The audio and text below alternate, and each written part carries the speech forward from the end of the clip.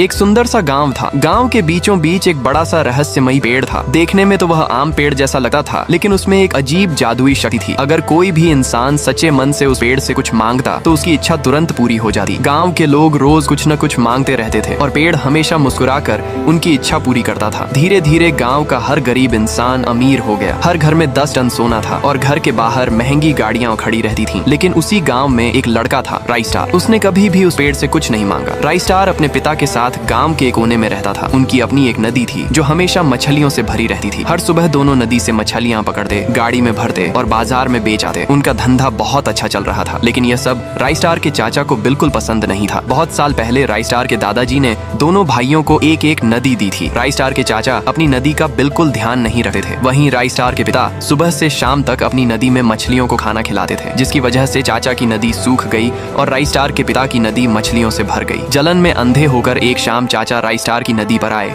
और उसमें बहुत सारे मगरमच्छ छोड़ दिए। उन मगरमच्छों ने नदी की सारी मछलियां खा ली। अगली सुबह जब राइस्टार और उसके पिता नदी पर गए तो एक भी मछली हाथ नहीं लगी। तभी अचानक एक बड़ा मगरमच्छ नदी से बाहर निकला और उन पर हमला कर दिया। इस हमले में राइस्टार के पिता की मृत्यु हो गई और राइस्टार का एक हाथ भी चला गया। राइस्टार पूरी तरह टूट चुका था। रोते हुए जब वह गांव लौट रहा था तब उसने देखा कि कुछ लोग जादुई पेड़ से इच्छा मांग रहे थे और उनकी इच्छाएं तुरंत पूरी हो रही थीं। यह देखकर राइस्टार के मन में भी एक विचार आया। वह पेड़ के पास गया और रोते हुए बोला, हे पेड़, मेरे पिताजी को वापस लौटा दे और मेरा हाथ ठीक कर दे। पेड़ कुछ पल के लिए शांत हो गया। फिर उसमें से एक तेज रोशनी निकली। राइस्टार का हाथ वापस आ गया और उसके पिता भी जीवित हो गए। राइस्टार की खुशी का ठिकाना नहीं रहा, लेकिन यह सब उसके चाचा छिपकर देख रहे थे। जैसे ही राइस्टार वहां से गया, चाचा पेड़ के पास आए और धीरे से बोले, हे पेड़, अपनी सारी शक्तियां मुझे दे दे। पेड़ जोर से चमका और उसकी सारी शक्तियां चाचा के अंदर समा गईं। सफेद पेड़ काला पड़ गया। चाचा एक भयानक पेड़ों का शैतान बन गए। उनके चेहरे पर डरावनी मुस्कान थी। उन्होंने आसमान की तरफ देखकर कहा, मेरे पेड़ भाइयों, जाग जाओ। आसमान खून जैसा लाल हो गया। गांव के सारे पेड़ जीवित हो गए। रात को जब गांव वाले सो रहे थे, पेड़ों का शैतान हर जगह पेड़ उगाने लगा। अगली सुबह लोगों ने देखा गांव में हर तरफ पेड़ ही पेड़ थे। जादुई पेड़ सूख कर काला हो चुका था। तभी पेड़ों का शैतान सामने आया और बोला, अब समय आ गया है। आसमान में लाल चांद निकल आया। सारे पेड़ जीवित होकर गांव वालों पर हमला करने लगे। लोग भागने लगे, लेकिन पेड़ उन्हें पकड़ पकड़ कर निगल रहे थे। तभी राइस्टार अपनी मोटरसाइकिल पर वहां से गुजर रहा था। दो पेड़ उसके सामने आकर खड़े हो गए। तभी पेड़ों का शैतान उसके सामने आ गया। राइस्टार, अपने चाचा को भूल गए? राइस्टार हैरान रह गया। वह तुरंत मोटरसाइकिल लेकर भागा। सारे पेड़ उसके पीछे दौड़ पड़े। राइस्टार अपनी नदी के पास पहुंचा। उसने तेज दिमाग लगाया और मोटरसाइकिल को सीधा नदी में घुसा दिया। चाचा और सारे पेड़ भी उसके पीछे नदी में उतर गए। राइस्टार चुपके से बाहर निकल गया। नदी के भूखे मगरमच्छों ने पेड़ों के शैतान